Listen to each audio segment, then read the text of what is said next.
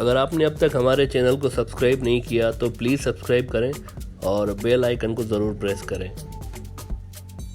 India की बुरी financial हालत के असरात अब मोदी साहब और बीजेपी के मिजाज पर भी नजर आने लगे हैं।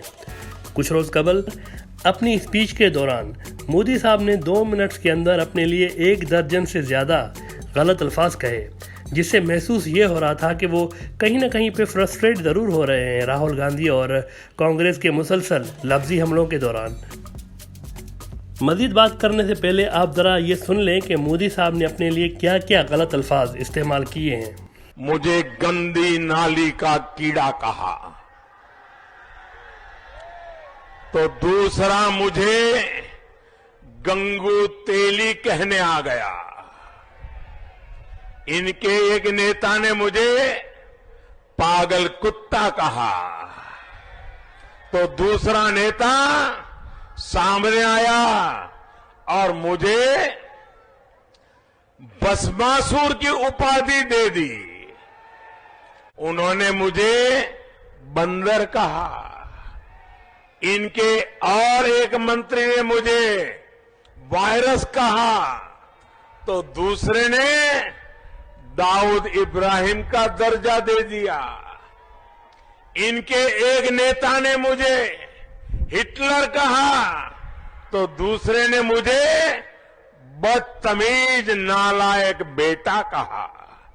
इतना ही नहीं, मुझे रेबीज बीमारी से पीड़ित बंदर बोला गया, चूहा बोला गया, लहू पुरुष बोला गया, असत्य का सौदागर बोला गया। साथियों, कांग्रेस के नेताओं ने मुझे रावण, सांप, बिच्छू, गंदा आदमी, जहर बोले वाला, मोस्ट स्टूपिड पीएम कहा गया। मुझे कहा गया जवानों के खून का दलाल है। इनके प्रेम की डिक्शनरी से मेरे लिए गद्दाफी, मुसोलिनी, हिटलर ऐसे शब्द भी चलते ही रहते हैं। मानसिक तौर पर बीमार बताया, नीच आदमी बताया, निकम्मा, नशेड़ी, औरंगजेब से भी क्रूरताना सा, अनपढ़, गंवार, नमक हराम। यकीन के साथ ये कहना मुश्किल है कि मोदी साहब के इन अल्फाज के पीछे असल रीज़न कौन सा हो सकता है और असल वजह क्या है जिससे वो इस कदर फ्रस्ट्रेट है। लेकिन ये अंदाज़ा लगाया जा रहा है कि एक तो कोविड के ना रुकने वाली जो वेव है, जिस वजह से इंडिया दुनिया में दूसरे नंबर पर आ चुका है, और दूसरा ये कि गिरती हुई इकोनॉमी के बीच अपोजिशन का शदीद दबाव गालिबन मोदी साहब को परेशान किए हुए है। कोविड के लॉकडाउन की वजह से इंडिया की इकोनॉमी 10.3% से गिरी है 2020 में, जबकि वहीं पर पाकिस्तान की इकोनॉमी सिर्फ 0.4% से गिरी, और बांग्लादेश की इकोनॉमी तो 3% से भी ज़्यादा ग्रो हुई है, यानी उनकी मज़ीद बढ़ी है। हालांकि वहाँ पर भी स्ट्रिक्ट किस्म का लॉकडाउन किया गया था। जुलाई से लेकर सितंबर तक की अगर बात की जाए तो इन 3 महीनों में बांग्लादेश ने $11.73 बिलियन की इंपोर्ट की, यानी इतने का सामान बाहर के मुल्कों से ख़रीदा, और $13.25 बिलियन का सामान बाहर के मुल्कों को बेचा। यानी इन 3 महीनों में बांग्लादेश ने सामान ख़रीदा कम है, इंपोर्ट कम की है और एक्सपोर्ट ज़्यादा की है, जिस वजह से बांग्लादेश का जो करंट अकाउंट है ये सरप्लस रहा। दूसरी तरफ जो इंडिया की एक्सपोर्ट है वो 6 महीने में मुसलसल डाउन रही है, और सिर्फ सितंबर के महीने में कुछ इम्प्रूवमेंट हुई है। सितंबर से पहले 6 महीने लगातार इंडियन एक्सपोर्ट्स डाउन रही हैं। ये भी एक फ्रस्ट्रेशन की वजह हो सकती है मोदी साहब के लिए। अलबत्ता वो कोशिशें ज़रूर कर रहे हैं कि किसी तरह से इन नेगेटिव नंबर से छुटकारा हासिल किया जाए।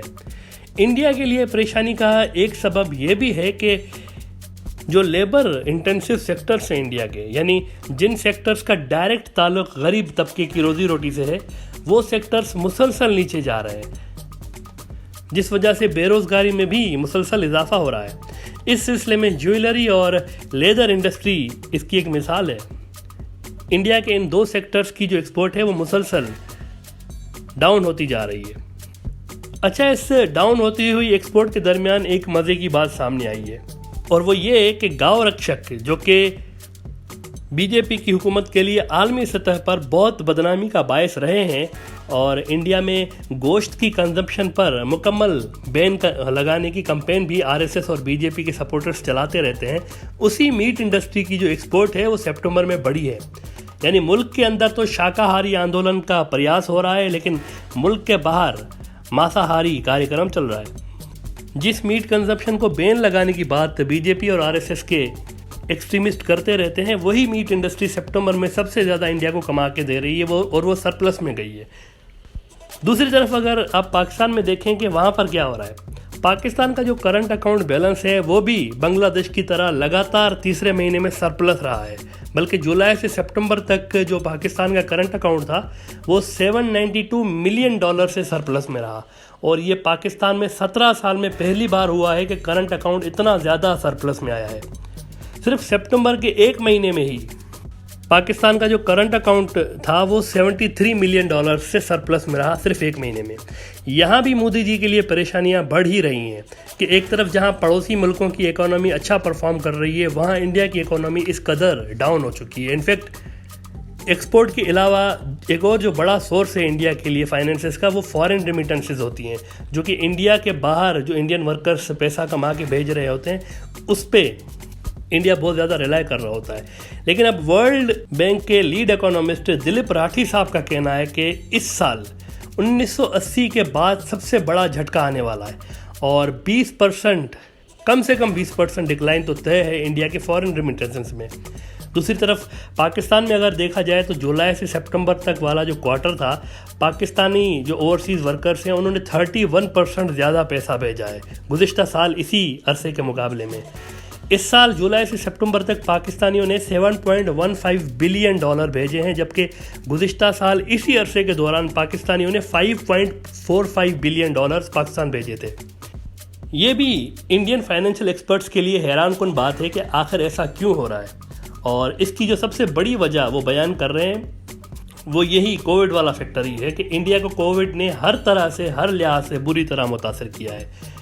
जबकि बांग्लादेश की अगर बात की जाए तो वहाँ पर भी जो रेमिटेंसेज हैं बाहर मुल्क में जो बांग्लादेशी रहते हैं, उन्होंने भी जुलाई से सितंबर तक $6.71 बिलियन भेजे, और ये गुज़िश्ता साल इसी अरसे के मुकाबले में 48.4% ज़्यादा है। यानी बांग्लादेश भी इस साल कोविड को हराकर अपने इकोनॉमी इंडिकेटर्स तकरीबन नॉर्मल कर चुका है, लेकिन इंडिया में अलबत्ता सूरत हाल मुख्तलिफ है। ऐसे में बिहार में होने वाले इलेक्शंस में बीजेपी सरकार के पास जब देने को कुछ नहीं था फाइनेंशियली, तो उन्होंने एक अजीब व गरीब ऐलान कर डाला वहाँ के वोटर्स के लिए। बीजेपी का कहना था कि यहाँ पर बिहार में आप हमें वोट दें और हम आपको फ्री में वैक्सीन देंगे कोविड की। कुछ लोग ये समझने से कासर हैं कि बिहार में सबको वैक्सीन फ्री देने से क्या मतलब है, क्या जिसको कोविड नहीं होगा उसको भी ज़बरदस्ती टीका लगाएंगे। राहुल गांधी ने इस पर शदीद एतराज़ करते हुए कहा कि सिर्फ बिहार क्यों, बाकी इंडिया को क्यों नहीं दी जा रही फ्री में ये वैक्सीन। बहरहाल ये लॉलीपॉप इंडिया ने बांग्लादेश को भी देने की कोशिश की थी कि चीन के मुकाबले में हमारी सपोर्ट करिए, वैक्सीन जब आएगी तो हम सबसे पहले आपको देंगे। ये वादा बांग्लादेश के साथ भी इंडिया ने किया हुआ है, और अब वही सेम वादा बिहार के लोगों के साथ भी बीजेपी कर चुकी है। और इस पर अगर बात भी की जाए तो क्या बात की जाए, क्या लोग अपने साथ वोटिंग प्रूफ लेकर आएंगे अस्पतालों में टीका लगवाने के लिए कि ये देखिए हमारा प्रूफ, हमने बीजेपी को वोट दिया है इसीलिए हमें टीका लगा दें। कैसे फाइंड आउट करेंगे डॉक्टर लोग कि सामने वाला जो मरीज़ है वो बीजेपी का वोटर है या कांग्रेस का वोटर है, ये कैसे पता चलेगा अस्पतालों में। ये सब बातें इस तरफ इशारा कर रही हैं कि बीजेपी इस वक्त शदीद दबाव में ज़रूर है, और इसका असर फिर मोदी जी की जो तकरीरें हैं उनमें भी साफ नज़र आ रहा है।